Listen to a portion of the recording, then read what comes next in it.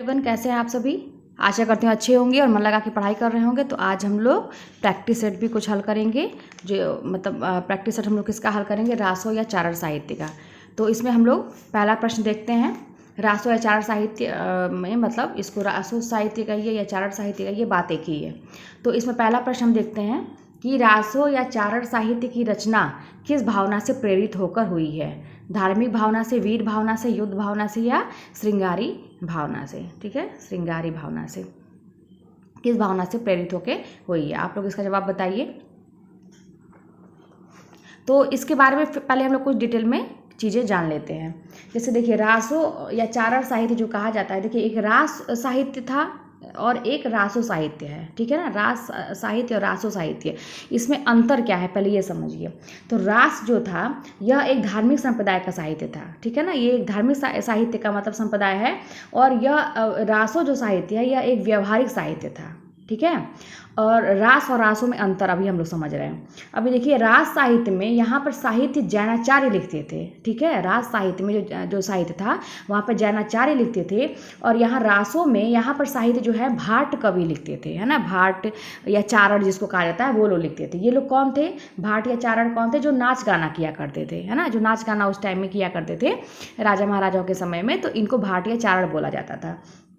अब देखिए, धर्म का प्रचार प्रसार मतलब करना मुख्य कार्य था रास साहित्य में। रास में धर्म का प्रचार प्रसार करना उन लोगों का मुख्य कार्य था। रासों में क्या था, अपने आश्रयदाताओं की प्रशंसा हेतु मतलब इसमें काव्यों की रचना की गई। अपने आश्रयदाताओं की प्रशंसा हेतु मतलब इसमें रासो साहित्य में रचनाएं की गई। अब इसमें देखिए, रास साहित्य में क्या है कि यहाँ वास्तविक वर्णन मिलता है। रास साहित्य में वास्तविक मतलब जो चीज़ें हैं वो मिलती हैं, लेकिन रासों में ऐसा नहीं था। यहाँ काल्पनिक व अतिशयोक्तिपूर्ण काव्य मिलता है। भाई, आश्रयदाताओं जो राजा लोग थे उनका प्रशंसा करने में बढ़ा चढ़ा के लोग कवि लोग रचनाएं करते थे। तो यहाँ पर काल्पनिक चीज़ें ज़्यादा थी और क्या था कि मतलब अतिशयोक्तिपूर्ण मतलब रचनाएं मिलती थी। रास साहित्य में और क्या था, वहाँ पर रास साहित्य में शांत रस की प्रधानता थी। हम लोग पहले पढ़े थे, रास साहित्य में क्या था, शांत रस की प्रधानता थी। लेकिन यहाँ पे किसकी प्रधानता है, रासों में यहाँ पे वीर रस की प्रधानता है। ठीक है, यहाँ पे वीर रस की प्रधानता है। तो यहाँ पे देखिए पूछ क्या रहा है। अब आप लोगों को थोड़ा सा हिंट मिला होगा कि इसमें क्या रहा है, रासो या चारण साहित्य की रचना किस भावना से प्रेरित होकर हुई है। धार्मिक भावना, वीर भावना, युद्ध भावना या श्रृंगारी भावना। तो आपका आंसर हो जाएगा वीर भावना से प्रेरित होकर। ठीक है, अगला देखते हैं। निम्नलिखित में से दलपति विजय किसकी रचना है। खुमार रासो, बीसल देव रासो, परमाल रासो या पृथ्वी रासो। दलपति विजय, तो इसका आंसर जो हो जाएगा आपका हो जाएगा खुमार रासो। ठीक है ना, खुमार रासो। अब इसके बारे में थोड़ा सा हम जानते हैं खुमार रासो के विषय में।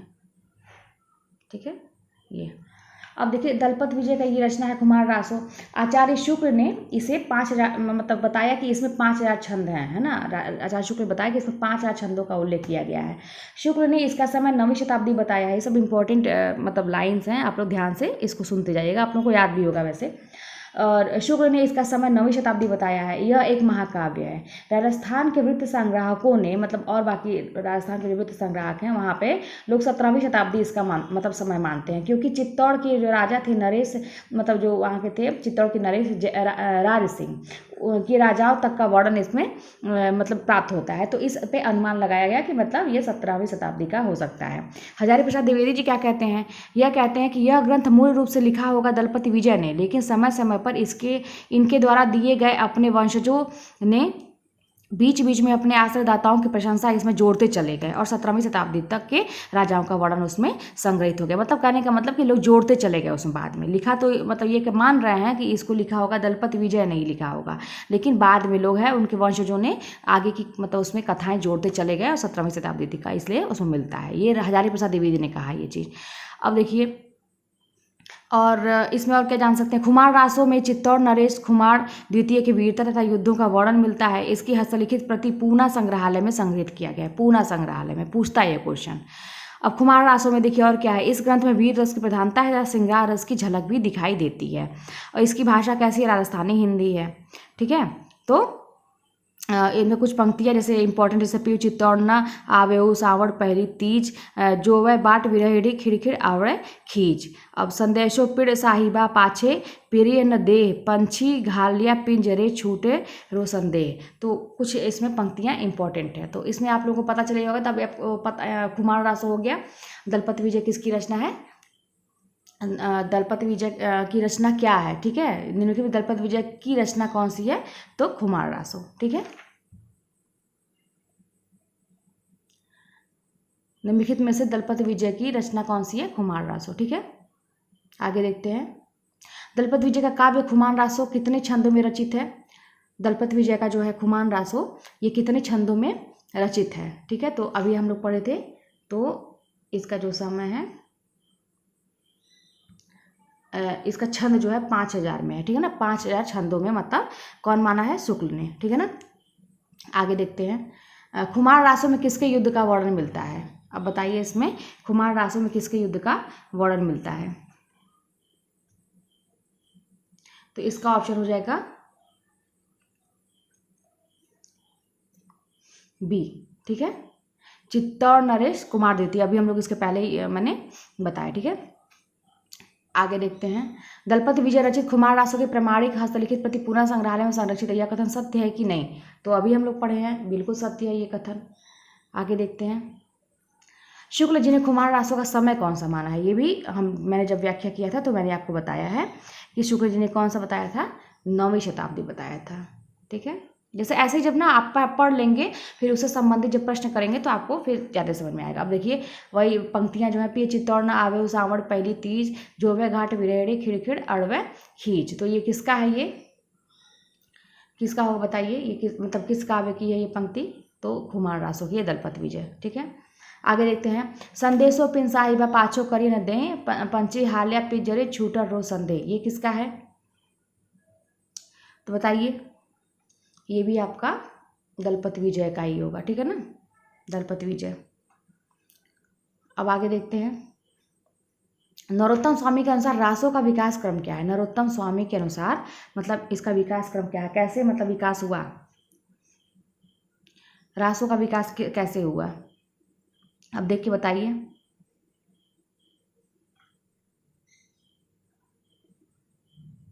तो इसका होगा आपका सी। ठीक है, रसिक राउस रासो, है ना, दलपति विजय नरोत्तम स्वामी के अनुसार जो है इसका रासो का विकास हुआ रसिक राउस रासो से। ठीक है, आगे देखते हैं। 10वां, रासक नामक उपरूपक से रासो की उत्पत्ति किसने मानी है? कल ही हम लोग पढ़े थे, है ना, कल ही हम लोग इस पे चर्चा किए थे।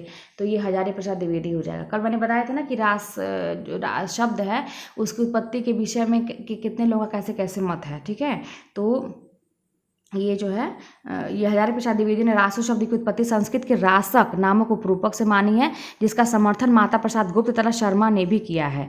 और आज भी यही मत सर्वमान्य है, और आज भी यही मत मतलब सब लोग मतलब जानते हैं। और इस मत का समर्थन विश्वनाथ प्रसाद मिश्र भी करते हैं। ठीक है, तो कुछ चीज़ें जानते चलते हैं। अब देखिए 11वां, रासो शब्द की उत्पत्ति के संबंध में किस विद्वान ने हजारी प्रसाद का समर्थन नहीं किया? बताइए।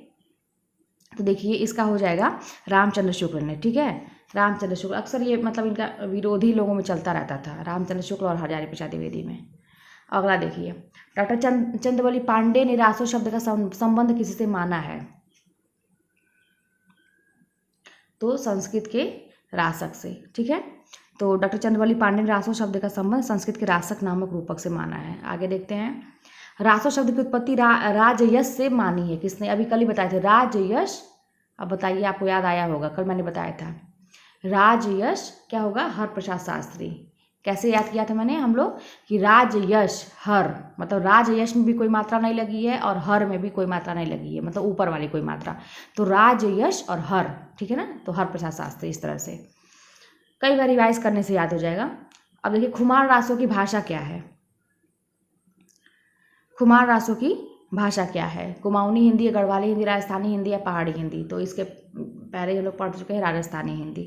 ठीक है, कुमार रासो के विषय में लिखा गया कि यद्यपि यह वीर रस प्रधान रचना है और इसकी भाषा कौन सी है? राजस्थानी हिंदी है। अब देखिए, मोतीलाल मनारिया ने के अनुसार कुमार रासो किस शताब्दी की रचना है? अब इनके अनुसार कौन सी रचना है? तो ये 17वीं शताब्दी का मानते हैं। ठीक है, 17वीं शताब्दी का। बीसल देव रासो किसकी रचना है? बीसल देव रासो जगनिक, नरपति नाल, परमनाथ या दलपति विजय। तो बीसल देव रासो नरपति नाल की है। तो बीसल देव रासो रचना नरपति नाल ने किया है सन संवत 1212 विक्रम संवत में, मतलब इसका माना जाता है। ठीक है,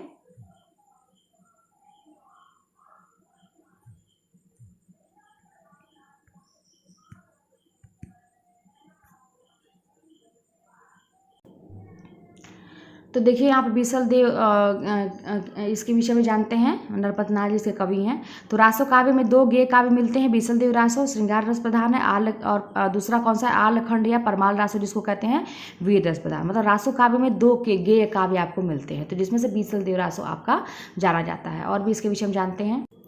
अब देखिए बीसल देव रासो नरपति नाल है इसे कवि। यह एक गेय काव्य, समय इसका 1155 ईस्वी माना जाता है। डॉक्टर माता प्रसाद गुप्त ने इस ग्रंथ में 128 छंदों की एक प्रति, मतलब डॉक्टर माता प्रसाद गुप्त ने इस छंद की 128 छंदों की एक प्रति प्रकाशित करवाई थी। ठीक है, और इसी को बीसल देव रासो की मूल प्रति मतलब कहा गया है। और इसकी नायिका कौन थी? राजमती। ठीक है, नायिका राजमती और नायक बीसल देव तृतीय है इसमें। और राजमती क्यों थी? भोज परमार की पुत्री थी। ठीक है, राजमती कौन थी? भोज परमार की पुत्री थी। और बीसल देव अजमेर का राजा था, और अजमेर के चौहान का महान राजा एक तरह से कहा जाए। और राजमती से मतलब रुष्ट होके, नाराज़ होके वो बीसल देव कहाँ चला जाता है? उड़ीसा चला जाता है। इसमें मतलब कहानी यही है कि उड़ीसा चला जाता है, और उड़ीसा में वो 12 वर्षों तक रहा।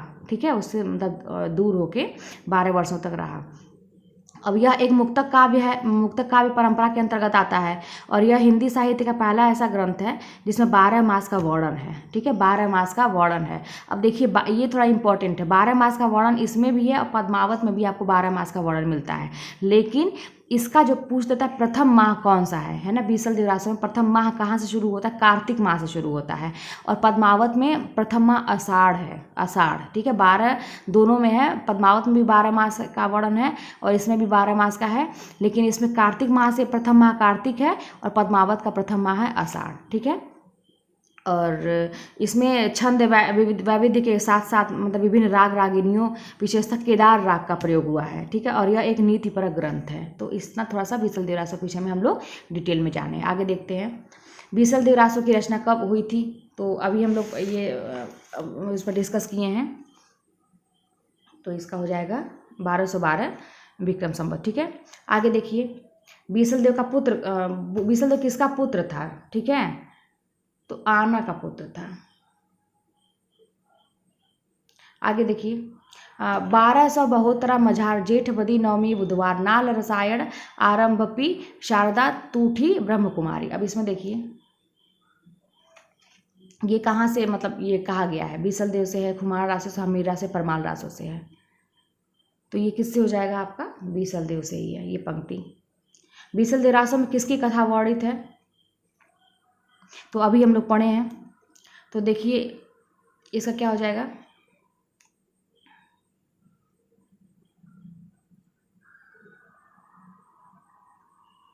तो तृतीय विग्रह तृतीय और भोजराज की पुत्री। ठीक है, अब इसमें देखिए इसका थोड़ा डिटेल जान लेते हैं। मेघदूत एवं संदेश रासा की परंपरा में रचित इस कृति भोज परमार की पुत्री एवं अजमेर राजा बीसल देव तृतीय की पत्नी राजमती की विरह व्यथा का मार्मिक अंकन है इसमें। ठीक है, जब वो उससे दूर हो जाता है 12 वर्षों के लिए उड़ीसा चला जाता है, तो किस तरह से विरह अवस्था में उसने व्यतीत किया था, ये सारी चीज़ें उसमें वर्णित है। फिर उसके आने लौटने का भी है इसमें, पुनर्मिलन भी होता है उन लोगों का, ये सब भी है। आगे देखिए 21वां निम्नलिखित में से कौन सा ग्रंथ वीर ग्रंथात्मक न होकर एक विरह काव्य है?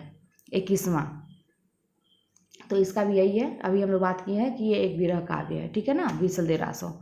अब देखिए बीसल देव रासो का मूल रूप वस्तु किस प्रकार का? गेय काव्य, धार्मिक है, आलाप काव्य है, या कथात्मक है? तो अभी हम लोग पढ़े हैं ये गेय काव्य है। ठीक है ना, गेय काव्य है। अब देखिए बीसल देव रासो में किन रसों का मेल है? किन रसों का? ये इंपॉर्टेंट क्वेश्चन है। किसका है बताइए? तो इसमें ना वीर और श्रृंगार दोनों मिलता है। ठीक है, इसलिए इंपॉर्टेंट है ये, वीर और श्रृंगार दोनों मिलता है। अब देखिए बीसल देव रासो की सबसे बड़ी विशेषता क्या है? अभी ये भी हम लोग पढ़े हैं। तो इसमें सर्वप्रथम 12 मासा का वर्णन किया गया था, जिसका मैंने बताया कि पहला जो माह था इसमें कार्तिक का है। ठीक है, और पद्मावत में भी 12 मास है। तो देखिए उसका पहला मास जो है आषाढ़ से शुरू होता है। आगे देखिए, एक उड़ीसा को घड़ी बचन, हमारे तू मानी जुमानी कड़वा बोल, न बोलिस नारी तू मेहतानी चित्र बिसारी। पंक्तियाँ किसकी हैं? तो इसी की हैं, बीसल देव रासो। ठीक है। आचार्य शुक्ल के अनुसार वीर काव्य परंपरा का प्रथम ग्रंथ कौन सा है?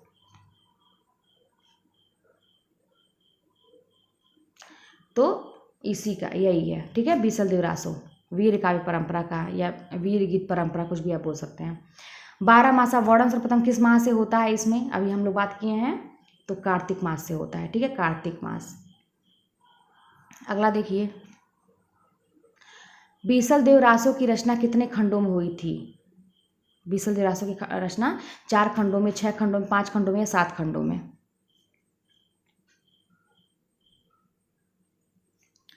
तो इसका हो जाएगा 4 खंडों में। ठीक है, 4 खंडों में। तो देखिए, इसका यह मुक्त परंपरा का प्रतिनिधि गेय काव्य है बीसल देव रासो, और यह 4 खंडों में विभक्त है। अगला देख लेते हैं, हमीर रासो का रचना काल क्या है? हमीर रासो, अब यहाँ पे हमीर रासो का रचना काल आ गया।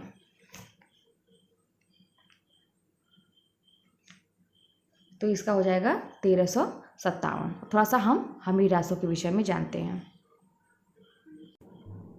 अब देखिए, हमीर रासो के विषय में मतलब कुछ चीज़ें जान लेते हैं। यह एक अप्राप्य ग्रंथ है। ठीक है, अप्राप्य मतलब ग्रंथ है, प्राप्त नहीं है। इसकी कल्पना प्राकृत पैंगलम के आधार पर की गई है। रामचंद्र शुक्ल ने मतलब किया था। ठीक है, प्राकृत पैंगलम में 8 छंद हैं। क्यों कहा था, इस पर भी थोड़ा जान लीजिए। क्योंकि प्राकृत पैंगलम में 8 छंद हैं और राजा हमीर देव के विषय में वर्णित है। ठीक है, उसमें के आधार पर रामचंद्र शुक्ल ने इसकी विद्याधर की रचना, जयचंद के दरबारी कवि प्राकृत पैंगलम विद्याधर हैं। ठीक है, प्राकृत पैंगलम कौन है? विद्याधर में 8 छंद मिलता है, तो हमीर देव के विषय में लिखा गया है, जिसमें शारंगधर का भी उल्लेख किया गया है उसमें। ठीक है ना, जो प्राकृत पैंगलम है उसमें शारंगधर का भी उल्लेख किया गया है, जिसके आधार पे शुक्ल ने हमीर रासो के रचनाकार का नाम शारंगधर बताया। अब शारंगधर भी ये पूछता है कि मतलब शुक्ल किसको मानते हैं, शारंगधर बताया है।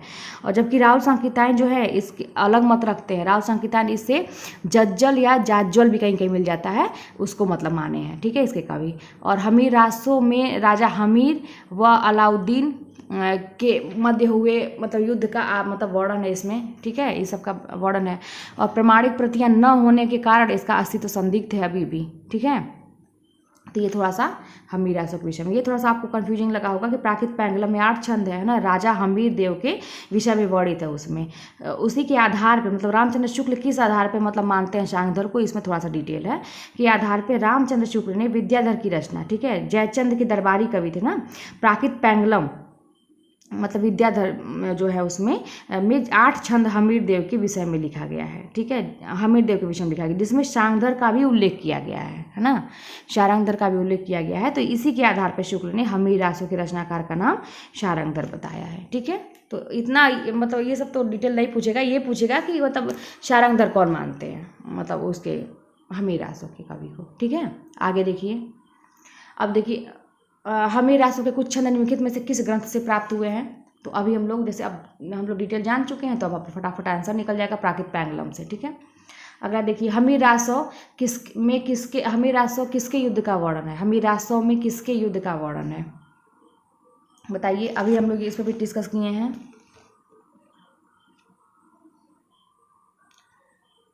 बताइए। तो यहाँ पे हो जाएगा अलाउद्दीन खिलजी। ठीक है ना, हमीर देव अलाउद्दीन खिलजी। आगे देखिए, आचार्य रामचंद्र शुक्ल के अनुसार हमीर रासो मतलब किसकी रचना है? अभी वही क्वेश्चन है। ठीक है ना, अभी वही क्वेश्चन है जो हम लोग थोड़ा पढ़ रहे थे। तो शारंगधर, कहीं कहीं थोड़ा मिस प्रिंटिंग हो जाता है, तो शारंगधर। ठीक है ना, अगला देखिए, राहुल सांकीतायन हमीर रासो का रचनाकार किसे मानते हैं? तो अभी हम लोग बात किए ना, जज्जल है ना, या जाज्जल, मतलब आपको यही मिलेगा। ठीक है ना, जाज्जल यहाँ लिखा हुआ है, तो यही मान के चलिए।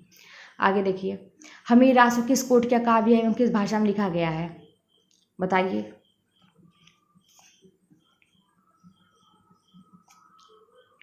तो ये हो जाएगा आपका प्रबंध काव्य अपभ्रंश भाषा में लिखा गया है। ठीक है, अब देखिए कि हमीर रासो ग्रंथ के रचनाकार आचार्य शुक्ल के अनुसार शांगधर नामक कवि माने जाते हैं, जबकि राव संकीर्तन जाज्वल को मानते हैं, और यह प्रबंध काव्य अपभ्रंश में लिखा गया है। ठीक है, आगे देखिए परमाल रासो का समय। अब यहाँ पे परमाल रासो आ गया, इसका समय क्या निर्धारित किया गया है?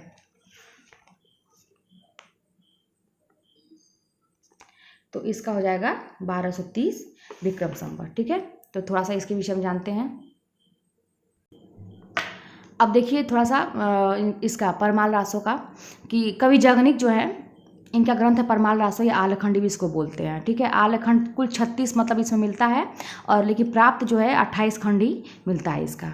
36 खंड मतलब पूरा अगर पूछे तो 36 खंड है टोटल। ठीक है, ये कालिंजर के चंदेल राजा परम देव मतलब परमाल देव के आश्रम में रहते थे। ठीक है, जगनिक कवि परमाल देव राजा की सेना में कई शाखा थी, और उस शाखा में एक शाखा थी वनाफर शाखा, जिसमें 2 सेनापति थे, आला और उदल। इनकी थोड़ी सी मतलब डिटेल में जानिए। और इन्हीं आला और उदल की कथा को लेकर जगनिक ने परमाल रासो लिखा। इसमें आला उदल की वीरता, साहस, उनके द्वारा प्राप्त की गई विजयों की गाथा लिखी गई है। आलखंड एक सुंदर खंड काव्य है, इसका दूसरा भी नाम प्राप्त होता है। ठीक है, और महोबा के वो है मौखिक ये देख लेते हैं पहले। मौखिक परंपरा के आधार पे 1865 ईस्वी में फर्रुखाबाद के कलेक्टर चार्ल्स एलियट ने, ठीक है, आलखंड आला उदल संबंधित गीतों का संग्रह आलखंड शीर्षक से किया। ये क्वेश्चन पूछता है, ये क्वेश्चन आपसे पूछेगा। ठीक है ना, चार्ल्स एलियट ने किया था 1865 में। ठीक है, फर्रुखाबाद के कलेक्टर थे, और इसका संग्रह आलखंड के उससे किया था। अब देखिए महोबा समय को देखकर ज़्यादातर विद्वान इसे पृथ्वी रासो का ग्रंथ मान लेते हैं, महोबा समय को देख के। और इस मिथक से दूर करते हुए डॉक्टर श्याम सुंदर दास 1976 ईस्वी में काशी नागरिक प्रचारित सभा में परमाल रासो शीर्षक से इसे पुनः प्रकाशित करवाया, परमाल रासो से। ठीक है, तो ये भी देख लीजिए आप लोग। और आला मतलब एक ये क्वेश्चन देखिए बनता है कि आलाखंड जो नाम है चार्ल्स एलियट ने दिया था। ठीक है ना, आलखंड, आलखंड। ठीक है, अगला देखिए इसमें थोड़ा सा और देख लीजिए कि आलखंड की लोकप्रियता को ध्यान में रखते हुए डब्ल्यू वाटरफील्ड या वाटर डब्ल्यू फील्ड ऐसे भी दे सकता है, दोनों इधर उधर कर सकता है। तो डब्ल्यू वाटरफील्ड या वाटर डब्ल्यू फील्ड ने एलियट द्वारा संकलित आलखंड का मतलब अंग्रेजी भाषा में अनुवाद किया था। ये क्वेश्चन पूछता है क्वेश्चन, तो थोड़ा सा इस पर ध्यान दीजिएगा।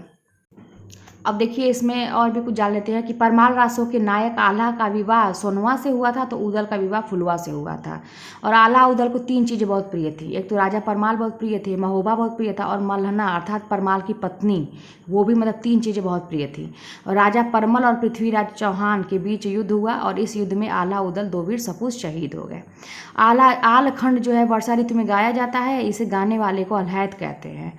और निष्कर्षता अगर देखें तो यह आलखंड जनसमूह की निधि है, मतलब वहाँ पे मतलब सारे लोगों की मतलब एक अमूल्य निधि है एक तरह से। तो धीर वीर की संज्ञा भी आला उदल को दिया जाता है, ग्रियर्सन ने दिया था। पूछ दिएगा कि धीर वीर की संज्ञा आला उदल को किसने दिया था, तो ग्रियर्सन ने दिया था। कुछ इंपॉर्टेंट चीज़ें ये सारी चीज़ें। अब अगला प्रश्न देखिए कि परमाल रासो उत्तर प्रदेश के किस भाग से जाना जाता है? परमाल रासो उत्तर प्रदेश के किस भाग से या किस नाम से जाना जाता होगा? ये होगा ना आलाखंड। ठीक है, या आलखंड। ठीक है, किस भाग से पूछा, या उत्तर प्रदेश में किस भाग से, तो आलाखंड या नाम होगा आई थिंक। ठीक है, आलाखंड, आलखंड। ठीक है, आलखंड भी बोल सकते हैं। आगे देखिए आलाखंड किसका विकसित रूप माना जाता है? किसका विकसित रूप आप लोग बताइए। इसका आंसर सारा डिटेल हम लोग पहले ही पढ़ चुके हैं, तो ये परमाल रासो का। ठीक है, आगे देखिए आलाखंड या आलखंड का विशेष चलन उत्तर प्रदेश के किन जिलों में है, मतलब कहाँ पे ये ज़्यादा चर्चित है? तो ये हो जाएगा आपका बुंदेलखंड एवं महोबा में। ठीक है ना, अब जैसे क्योंकि आलाखंड का प्रचार वैसे तो उत्तर भारत मतलब पूरा है, उत्तर भारत में पूरे में प्रचार प्रसार है इसका, परंतु बुंदेलखंड में एवं महोबा में विशेषता इसका चलन है। आज भी वर्षा काल में उत्तर प्रदेश के गाँव गाँव में आलाखंड के स्वर सुने जाते हैं। आगे देखिए परमाल रासो का सर्वप्रथम प्रकाशन आलाखंड के नाम से किसने करवाया था? अभी हम लोग बात किए थे आलखंड या आलाखंड किसने करवाया था, तो चार्ल्स एलियट ने करवाया था। ठीक है, परमाल रासो को सर्वप्रथम 1865 ईस्वी में फर्रुखाबाद के तत्कालीन कलेक्टर चार्ल्स एलियट ने आलखंड के नाम से प्रकाशित करवाया था। आगे देखिए जगनिक किसके दरबारी कवि थे? जगनिक किसके दरबारी कवि थे?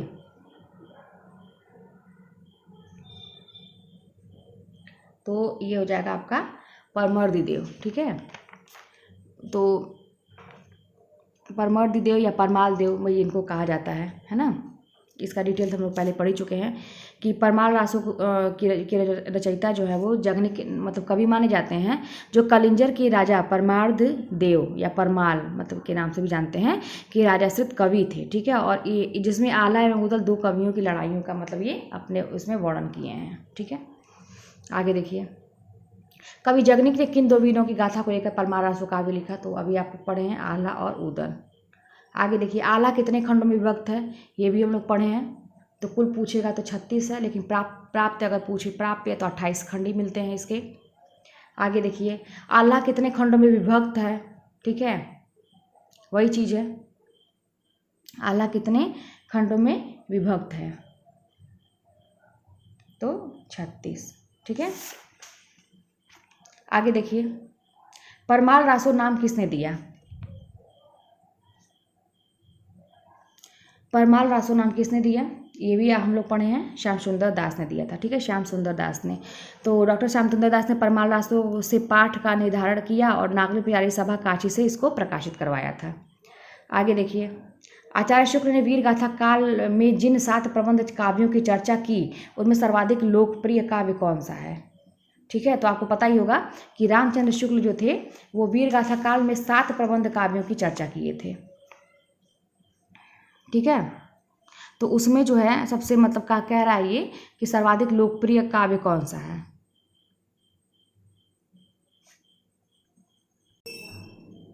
तो इसका जवाब हो जाएगा परमाल रासो, ठीक है, परमाल रासो।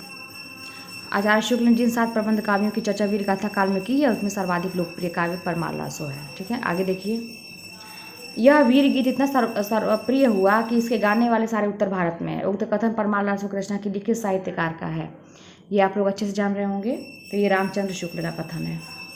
आगे देखिए, आला खंड का अंग्रेजी अनुवाद किसने किया था, अभी हम लोग पढ़े हैं ना।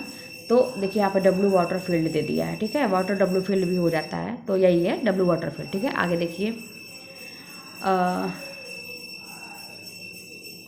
ग्रियर्सन ने किसका संपादन वह 9 चैन अथवा द मेरी फ्यूड शीर्षक से किया, ग्रियर्सन ने किसका संपादन द 9 चैन अथवा द मेरी फ्यूड शीर्षक से किया, तो ये बताइए, ये होगा इसी का आला खंड के अंग्रेजी अनुवाद का, ठीक है। आला खंड के अंग्रेजी अनुवाद का संपादन ग्रियर्सन ने द 9 चैन अथवा द मेरी फ्यूड शीर्षक से कलकत्ता रिव्यू में सन 1875-76 में प्रकाशित करवाया था। आगे देखिए, आला खंड गाने वाले को क्या कहते हैं, तो अलहैद कहते हैं, है ना, हम लोग पहले ही पढ़े हैं, अलहैद कहते हैं। आगे देख लेते हैं, आला खंड किस ऋतु में गाया जाता है, आसान सा प्रश्न है, वर्षा ऋतु में गाया जाता है। अब देखिए कुछ इसकी पंक्तियाँ हैं, 12 बरस लकूकर जीवे अरुण 13 लो जिए सियार बरस 18 छत्री जीवे आगे जीवन को धिक्कार, ये किसका है, ये बताइए, ये आपकी जो है जगनिक की है, ठीक है ना, इसी से परमाल रासो से। अब देखिए अगला, सदा तरैया न वन फूले, पंक्तियाँ किस रचना से है, सदा तरैया न वन फूले किससे है ये, तो ये भी आपका हो जाएगा परमाल रासो से, ठीक है। अब ये पंक्ति थोड़ा पूरा देख लीजिए, सदा तरैया न वन फूले यारो सदा न सावन होए स्वर्ग मड़ैया न काहू की यारो सदा न जीवे कोई, ठीक है। तो ये आला होता है, ठीक है ना, आला, इसकी राग भी थोड़ी सी अलग होती है, इसमें वीर रस देखिए कितना प्रधान ये सब काव्य है। तो चलिए आज हम लोग इसमें पढ़े और थोड़ा इसके आगे हम लोग ये और भी पढ़ेंगे, ठीक है, और भी क्वेश्चन है इसमें, तो हम लोग आगे देखते हैं। और आप लोग पूछते हैं कि कौन सा है ये प्रैक्टिस सेट, कौन सा है, तो ये यूनिवर्सल का है, मैंने एक दिन पहले ही बताया था। और चलिए नेक्स्ट वीडियो में हम लोग फिर मिलते हैं।